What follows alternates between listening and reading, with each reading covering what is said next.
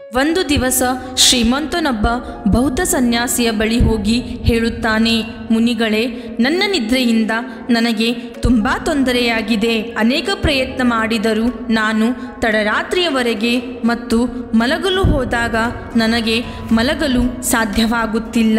ಪ್ರತಿಯೊಬ್ಬರ ಆಲೋಚನೆಗಳು ನನ್ನ ಮನಸ್ಸಿನಲ್ಲಿಯೇ ಸುತ್ತುತ್ತಲೇ ಇರುತ್ತವೆ ಮತ್ತು ನಾನು ನಿದ್ರೆ ಮಾಡುವಾಗಲೂ ಸಹ ರಾತ್ರಿ ಇಡೀ ಆ ಕಡೆ ಒಮ್ಮೆ ಮತ್ತು ಈ ಕಡೆ ಒಮ್ಮೆ ತಿರುಗುತ್ತೇನೆ.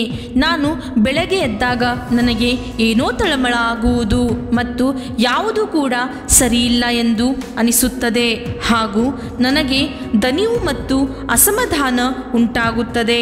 ದಯವಿಟ್ಟು ನನ್ನ ಈ ಎಲ್ಲ ಸಮಸ್ಯೆಗಳಿಗೆ ಪರಿಹಾರ ಹೇಳಿ ಎಂದನು. ನಂತರ ಮುನಿಗಳು ಹೇಳಿದರು, ನಾನು ನಿಮ್ಮ ಎಲ್ಲ ಸಮಸ್ಯೆಗಳಿಗೆ ಪರಿಹಾರವನ್ನು ಹೇಳುವ ಮೊದಲು ಒಂದು ಗೌತಮ ಬುದ್ಧನ ಗಾಢ ನಿದ್ರೆ ರಹಸ್ಯದ ಬಗ್ಗೆ ಒಂದು ಕಥೆಯನ್ನು ಹೇಳುತ್ತೇನೆ ಎಂದರು. ಆ ವ್ಯಕ್ತಿಯು ನಿಮ್ಮ ಇಚ್ಛೆಯಂತೆ ಆಗಲಿ ಎಂದನು. ಆಗ ಮುನಿಗಳು ಹೇಳಲು ಪ್ರಾರಂಭಿಸಿದರು. ತಥಾಗತ ಗೌತಮ ಬುದ್ಧನು ಅವನ ಇಡೀ ರಾತ್ರಿ ಒಂದೇ ಬದಿಯಲ್ಲಿ ಮಲಗುತ್ತಿದ್ದರು. ಎಂದಿಗೂ ಕೂಡ ಬದಿಗಳನ್ನು ಬದಲಾಯಿಸುತ್ತಿರಲಿಲ್ಲ. ರಾತ್ರಿ ಯಾವ ಕಡೆ ಅಂದರೆ ಯಾವ ಬದಿಗೆ ಮಲಗುತ್ತಿದ್ದರೋ ಬೆಳಗ್ಗೆ ತನಕವೂ ಅದೇ ಬದಿಯಲ್ಲಿ ತಿರುಗಿರುತ್ತಿದ್ದರು. ಮತ್ತು ಗೌತಮ ಬುದ್ಧನಿಗೆ ರವಿ ಎಂಬ ಶಿಷ್ಯನಿದ್ದನು. ಅವನು ಗೌತಮ ಬುದ್ಧನ ಬಳಿ ಮಲಗುತ್ತಿದ್ದರು.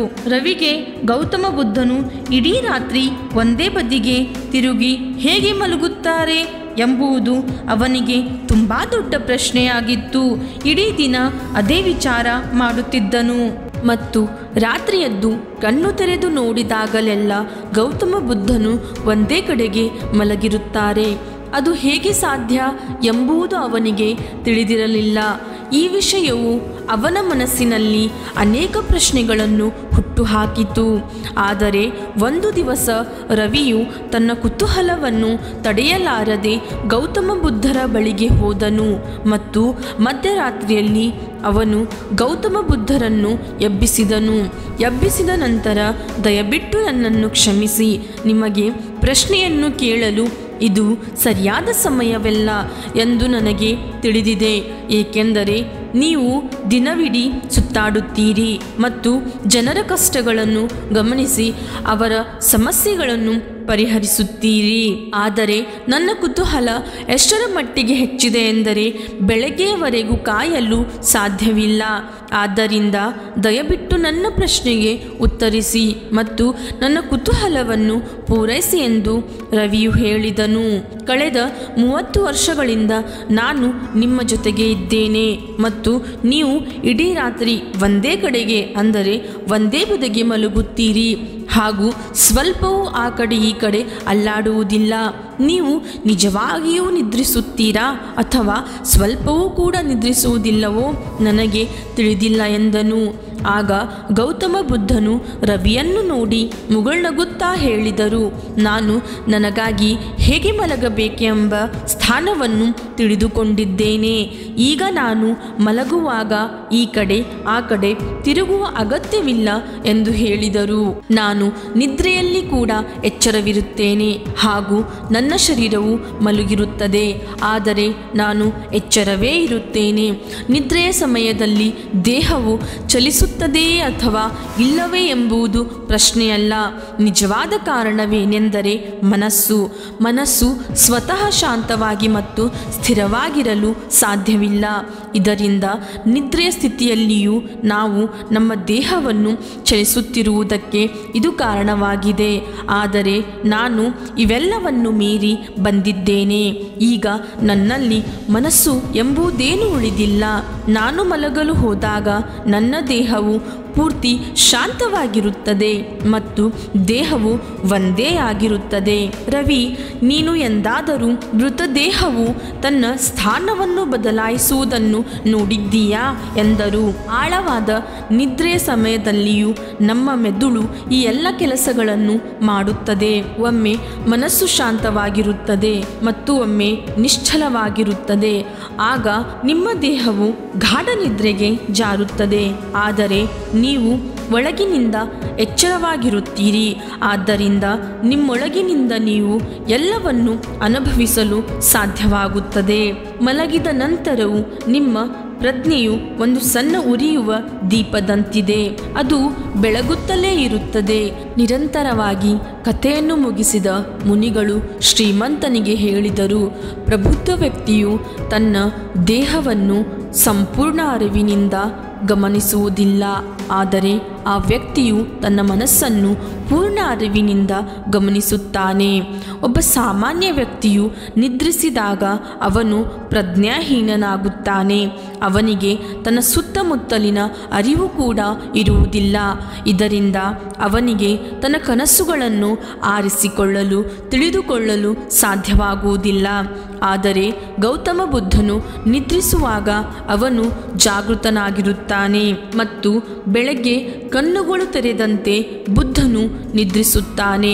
ಆದ್ದರಿಂದ ಬುದ್ಧ ಎಂದಿಗೂ ನಿದ್ರಿಸುವುದಿಲ್ಲ ಎಂದು ಹೇಳಲಾಗುತ್ತದೆ. ಒಬ್ಬ ಸಾಮಾನ್ಯ ವ್ಯಕ್ತಿಗೆ ಯಾವಾಗ ನಿದ್ರೆ ಬರುತ್ತದೆ, ಅವನು ಯಾವಾಗ ನಿದ್ದೆ ಮಾಡುತ್ತಾನೆ ಎಂದು ಅವನಿಗೆ ತಿಳಿದಿಲ್ಲ.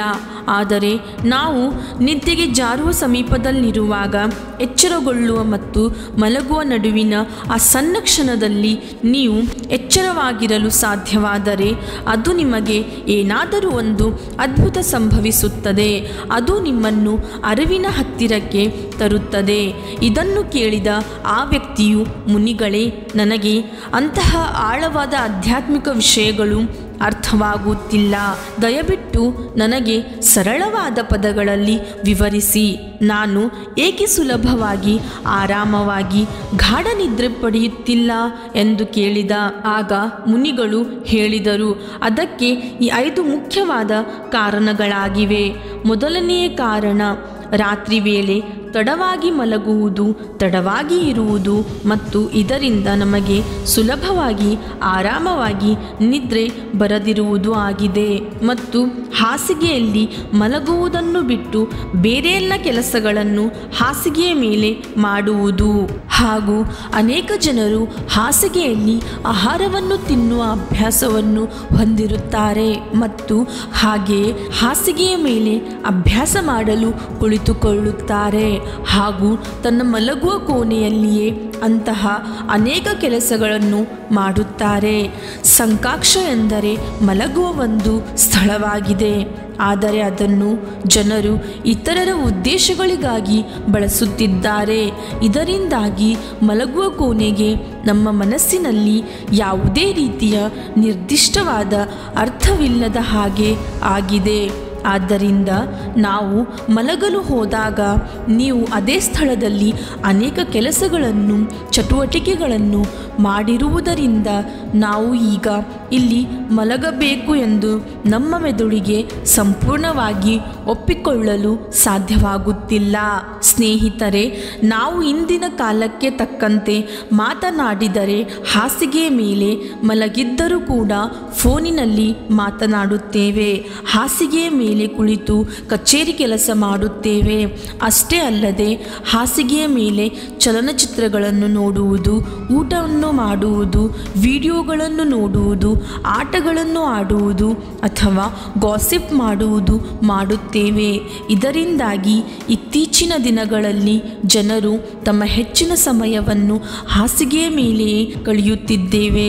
ಇದರಿಂದಾಗಿ ನಮ್ಮ ಮನಸ್ಸಿನಲ್ಲಿ ಹಾಸಿಗೆ ಕೇವಲ ಮಲಗುವ ಸ್ಥಳವಲ್ಲ ಮತ್ತು ನಾವು ಅಲ್ಲಿ ಮಲಗಲು ಹೋದಾಗ ನಮಗೆ ಬಹಳ ಗಂಟೆಗಳ ಕಾಲ ನಿದ್ರೆ ಬರದಿರಲು ಇದು ಒಂದು ದೊಡ್ಡ ಕಾರಣವಾಗಿದೆ. ಮುನಿಗಳು ಮತ್ತೆ ಮುಂದೆ ಹೇಳಿದರು, ಆಶ್ರಮದಲ್ಲಿ ಸನ್ಯಾಸಿಗಳು ಬೆಳಗ್ಗೆ ಎದ್ದ ತಕ್ಷಣ ತಮ್ಮ ಹಾಸಿಗೆಯನ್ನು ಬಿಡುತ್ತಾರೆ ಮತ್ತು ರಾತ್ರಿ ಮಲಗುವಾಗಲೇ ಹಾಸಿಗೆಯನ್ನು ಹಿಡಿಯುತ್ತಾರೆ. ಇದರಿಂದಾಗಿ ಸನ್ಯಾಸಿಗಳ ಮೆದುಳಿಗೆ ತಿಳಿಯುತ್ತದೆ, ಹಾಸಿಗೆಯಲ್ಲಿ ಹೋಗುವುದು ಎಂದರೆ ಅದು ಮಲಗುವುದು, ಗಾಢ ನಿದ್ರೆಗೆ ಹೋಗುವುದು ಎಂದರ್ಥ ಎಂದು ತಿಳಿಯುತ್ತದೆ. ಉತ್ತಮ ಮತ್ತು ಆರಾಮದಾಯಕವಾದ ನಿದ್ರೆಯನ್ನು ಪಡೆಯದಿರಲು ಮತ್ತೊಂದು ಕಾರಣವೇನೆಂದರೆ ನಿದ್ರೆ ಮಾಡಲು ನಿಗದಿತ ಸಮಯ ಇಲ್ಲದಿರುವುದು. ಮತ್ತೆ ಮುನಿಗಳು ಮುಂದೆ ಹೇಳಿದರು, ನೀವು ಬೆಳಗ್ಗೆ ಬೇಗನೆ ಪೂರ್ಣ ನಿದ್ರೆಯೊಂದಿಗೆ ಏಳಲು ಬಯಸುತ್ತೀರಾ? ಹಾಗಾದರೆ ನೀವು ರಾತ್ರಿ ಬೇಗ ಬೇಗನೆ ಮಲಗಲು ಮತ್ತು ನಿಶ್ಚಿತ ಸಮಯದಲ್ಲಿ ಮಲಗುವ ಅಭ್ಯಾಸವನ್ನು ಹೊಂದಿರಬೇಕು. ಆದರೆ ಆಶ್ರಮಗಳಲ್ಲಿ ವಾಸಿಸುವ ಸನ್ಯಾಸಿಗಳು ಯಾವಾಗಲೂ ಲಘುವಾಗಿ ಅಂದರೆ ಬೇಗವಾಗಿ ತೆಗೆದುಕೊಳ್ಳುತ್ತಾರೆ ಮತ್ತು ಮಲಗುವ ಕೆಲವು ಗಂಟೆಗಳ ಮೊದಲೇ ನಿಗದಿತ ಸಮಯದಲ್ಲಿ ಸರಳವಾದ ಜೀರ್ಣವಾಗುವ ಆಹಾರವನ್ನು ಸೇವಿಸುತ್ತಾರೆ ಮತ್ತು ಅವರು ಪ್ರತಿದಿನ ನಿಗದಿತ ಸಮಯಕ್ಕೆ ಮಲಗುತ್ತಾರೆ. ಈ ರೀತಿಯಲ್ಲಿ ಅವರು ನಿಗದಿತ ಸಮಯದ ದಿನಚರಿಯನ್ನು ಅನುಸರಿಸುತ್ತಾರೆ. ಸ್ನೇಹಿತರೆ, ನಾವು ನಮ್ಮ ಇಂದಿನ ಜೀವನ ಶೈಲಿಯ ಬಗ್ಗೆ ಮಾತನಾಡಿದರೆ ಹೆಚ್ಚಿನ ಜನರಿಗೆ ಮಲಗಲು ಅಥವಾ ಬೆಳಗ್ಗೆ ಏಳಲು ಯಾವುದೇ ಸರಿಯಾದ ನಿಗದಿತ ಸಮಯವಿಲ್ಲ ಮತ್ತು ಅವರು ಈ ವಾಕ್ಯದ ಬಗ್ಗೆ ಕಾಳಜಿ ವಹಿಸುತ್ತಾರೆಯೇ? ರಾತ್ರಿಯ ಭೋಜನವು ಸರಳವಾಗಿರಬೇಕು ಮತ್ತು ನಮ್ಮ ಅಗತ್ಯಕ್ಕಿಂತ ಕಡಿಮೆ ಇರಬೇಕು ಎಂದು ಬಯಸುತ್ತಾರೆಯೇ? ಇಲ್ಲ, ಏಕೆಂದರೆ ಅದು ಅವರ ಮುಖ್ಯವಾದ ಊಟವಾಗಿದೆ. ವಾರಾಂತ್ಯದಲ್ಲಿ ಅಂದರೆ ವೀಕೆಂಡ್ನಲ್ಲಿ ರಾತ್ರಿ ಮರುದಿನ ಕೆಲಸವಿಲ್ಲದ ಕಾರಣ ತಡರಾತ್ರಿಯವರೆಗೆ ಜಾಗರಣೆ ಮಾಡುತ್ತಾರೆ. ರಾತ್ರಿ ಸಿನಿಮಾ ನೋಡಲು ಶುರು ಮಾಡಿದರೆ ಎಷ್ಟೇ ತಡವಾದರೂ ಸಿನಿಮಾ ಮುಗಿಸಿದ ನಂತರವೇ ಬಂದು ಮಲಗುತ್ತಾರೆ.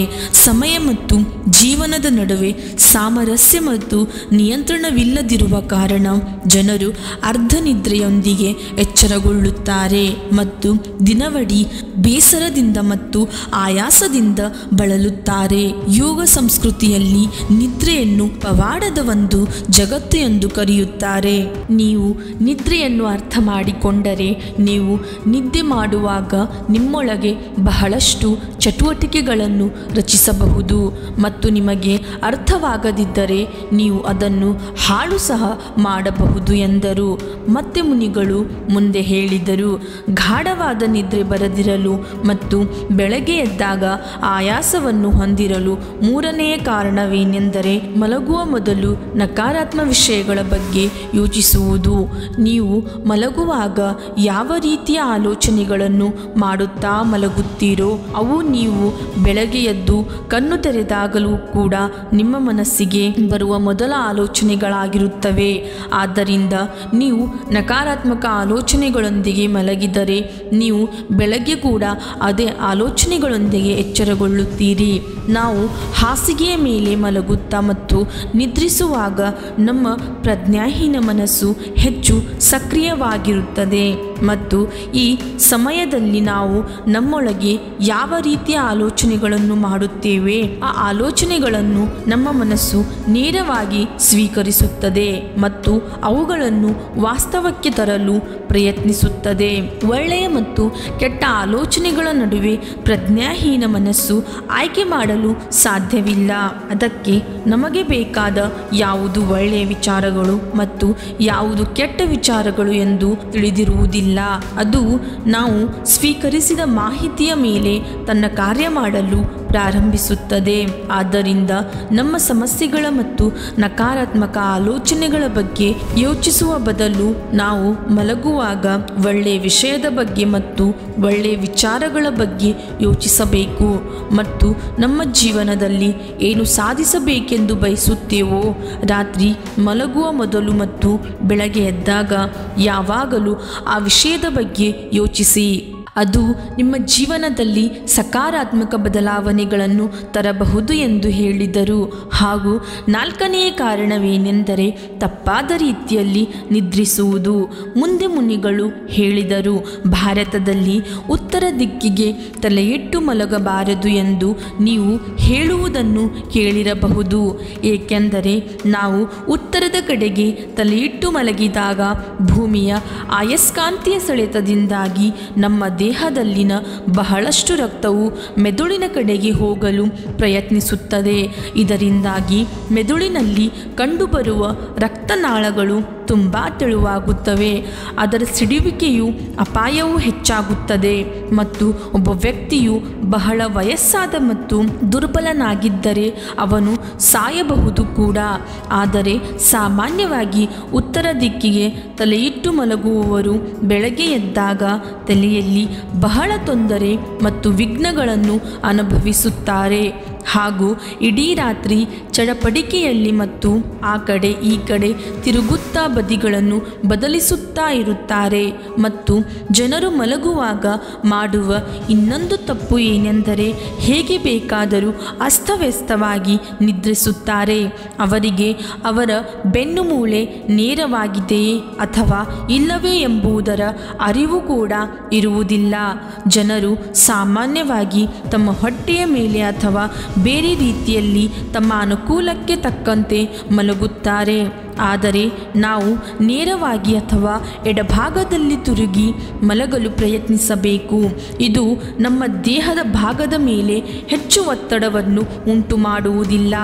ಮಲಗಲು ತುಂಬ ದಪ್ಪವಾದ ಹಾಸಿಗೆಯನ್ನು ಬಳಸಬೇಡಿ. ಅದು ನಿಮ್ಮ ಬೆನ್ನು ಮೂಳೆಯನ್ನು ಬಗ್ಗಿಸುತ್ತದೆ ಮತ್ತು ಆಳವಾದ ನಿದ್ರೆ ಮಾಡಲು ಆಗುವುದಿಲ್ಲ. ಇದಲ್ಲದೆ ತುಂಬ ದಪ್ಪವಾದ ದಿಂಬನ್ನು ಬಳಸಬೇಡಿ. ಅದು ನಿಮ್ಮ ಕುತ್ತಿಗೆಯ ನೋವನ್ನು ಉಂಟು ಮಾಡುತ್ತದೆ. ಇದರಿಂದ ದೇಹದಲ್ಲಿ ಒತ್ತಡವನ್ನು ಅನುಭವಿಸುತ್ತೀರಿ ಮತ್ತು ನಿಮ್ಮ ಆಳವಾದ ನಿದ್ರೆಗೆ ಅಡ್ಡಿಯಾಗುತ್ತದೆ. ನಂತರ ಕೊನೆಯ ಮತ್ತು 5ನೇ ಕಾರಣವೇನೆಂದರೆ ನಿಧಾನವಾಗಿ ಜೀರ್ಣವಾಗುವ ಆಹಾರ ಪದಾರ್ಥಗಳನ್ನು ಹೆಚ್ಚಿನ ಪ್ರಮಾಣದಲ್ಲಿ ಸೇವಿಸುವುದು. ರಾತ್ರಿ ವೇಳೆ ಉಸಿರುಗಟ್ಟಿಸುವ ಮತ್ತು ಅತಿಯಾದ ಎಣ್ಣೆ ಪದಾರ್ಥಗಳನ್ನು ತಿಂದರೆ ಅದು ನಮ್ಮ ನಿದ್ದೆಗೂ ಅಡ್ಡಿ ಉಂಟು ಮಾಡುತ್ತದೆ. ಏಕೆಂದರೆ ಈ ಪದಾರ್ಥಗಳನ್ನು ಜೀರ್ಣಿಸಿಕೊಳ್ಳಲು ಸಾಕಷ್ಟು ಸಮಯ ಮತ್ತು ಶಕ್ತಿ ಬೇಕಾಗುತ್ತದೆ. ಆದ್ದರಿಂದ ನೀವು ಅಂತಹ ಪದಾರ್ಥಗಳನ್ನು ಸೇವಿಸುತ್ತಿದ್ದರೆ ಅದನ್ನು ಮಲಗುವ ಮುಂಚೆ 4 ಗಂಟೆಗಳ ಮೊದಲೇ ಅವುಗಳನ್ನು ಸೇವಿಸಲು ಪ್ರಯತ್ನಿಸಿ. ನಂತರ ಆ ವ್ಯಕ್ತಿ ಹೇಳಿದನು, ಮುನಿಗಳೇ, ಈಗ ನನಗೆ ಆಳವಾದ ಮತ್ತು ಶಾಂತವಾದ ನಿದ್ರೆಯನ್ನು ಪಡೆಯದಿರಲು ಕಾರಣಗಳೇನು ಎಂದು ತಿಳಿದುಕೊಂಡಿದ್ದೇನೆ. ಆದರೆ ಈಗ ನೀವು ನನಗೆ ಆಳವಾದ ನಿದ್ರೆಯನ್ನು ಪಡೆಯಲು ಸಹಾಯ ಮಾಡುವ ಕೆಲವು ಕ್ರಮಗಳನ್ನು ಮತ್ತು ನಿಯಮಗಳನ್ನು ಹೇಳಬಹುದೇ ಎಂದನು. ಆಗ ಮುನಿಗಳು ಹೇಳಿದರು, ನೀವು ಮಲಗುವ ಮುಂಚೆ ಮತ್ತು ಎದ್ದ ನಂತರ ನೀವು ಮಾಡಬಹುದಾದ ಕೆಲವು ವಿಷಯಗಳನ್ನು ನಾನು ನಿಮಗೆ ಹೇಳುತ್ತಿದ್ದೇನೆ. ಅದು ನಿಮ್ಮ ನಿದ್ರೆಯನ್ನು ಗಾಢವಾಗಿಸುತ್ತದೆ ಮತ್ತು ನಿಮ್ಮ ಜೀವನದಲ್ಲಿ ಧನಾತ್ಮಕ ಬದಲಾವಣೆಗಳನ್ನು ತರುತ್ತದೆ. ಮತ್ತು ನಾನು ಹೇಳುವ ಈ ಎಲ್ಲ ಕೆಲಸಗಳನ್ನು ಮಾಡಬಾರದು. ಇವುಗಳಲ್ಲಿ ನಿಮಗೆ ಸೂಕ್ತವಾದ ಮತ್ತು ಉತ್ತಮವಾದ ಯಾವುದೇ 2 ಅಥವಾ 3 ಕಾರ್ಯಗಳನ್ನು ಮಾಡಬಹುದು. ಮೊದಲನೆಯದಾಗಿ, ಮೊದಲು ಉಗುರು ಬೆಚ್ಚಗಿನ ನೀರಿನಿಂದ ಸ್ನಾನ ಮಾಡಲು ಪ್ರಯತ್ನಿಸಿ. ಸ್ನಾನದಿಂದ ನಮ್ಮ ದೇಹವನ್ನು ಎಚ್ಚರಗೊಳಿಸುತ್ತದೆ ಮತ್ತು ಒತ್ತಡವನ್ನು ಮುಕ್ತಗೊಳಿಸುತ್ತದೆ. ಹಾಗೂ ನೀವು ನೋಡಿರಬಹುದು, ಒಬ್ಬ ವ್ಯಕ್ತಿಯು ಸ್ನಾನ ಮುಗಿಸಿ ಬಂದಾಗ ಅವನಲ್ಲಿ ಧನಾತ್ಮಕ ಶಕ್ತಿ ಅನುಭವವಾಗುತ್ತದೆ ಎಂದು ಗಮನಿಸಿರಬೇಕಲ್ಲವೇ? ಅವನು ಹೆಚ್ಚು ಸಂತೋಷದಿಂದ ಮತ್ತು ಒತ್ತಡ ಮುಕ್ತನಾಗಿ ಕಾಣುತ್ತಾನೆ. ನಮ್ಮ ದೇಹವು ಬಹುಪಾಲು ನೀರಿನಿಂದ ಇರುತ್ತದೆ ಮತ್ತು ಇದು ನಮ್ಮ ದೇಹದ ಮೂಲ ಭಾಗವಾಗಿರುತ್ತದೆ. ಆದ್ದರಿಂದ ಸಾಧ್ಯವಾದರೆ ನಿಮ್ಮ ಮಲಗುವ ಕೋಣೆಯಲ್ಲಿ ಎಣ್ಣೆ ಮತ್ತು ಹತ್ತಿಯ ದೀಪವನ್ನು ಬೆಳಗಿಸಿ. ಇದು ನಿಮ್ಮ ಸುತ್ತಮುತ್ತಲಿನ ವಾತಾವರಣದಲ್ಲಿ ಸಕಾರಾತ್ಮಕತೆಯನ್ನು ತರುತ್ತದೆ. ಹಾಗೂ ಮಲಗುವ ಮುಂಚೆ ಸ್ವಲ್ಪ ನೀರು ಕುಡಿಯಿರಿ. ಇದರಿಂದ ನಿಮಗೆ ಬಹಳಷ್ಟು ಸಹಾಯವಾಗುತ್ತದೆ.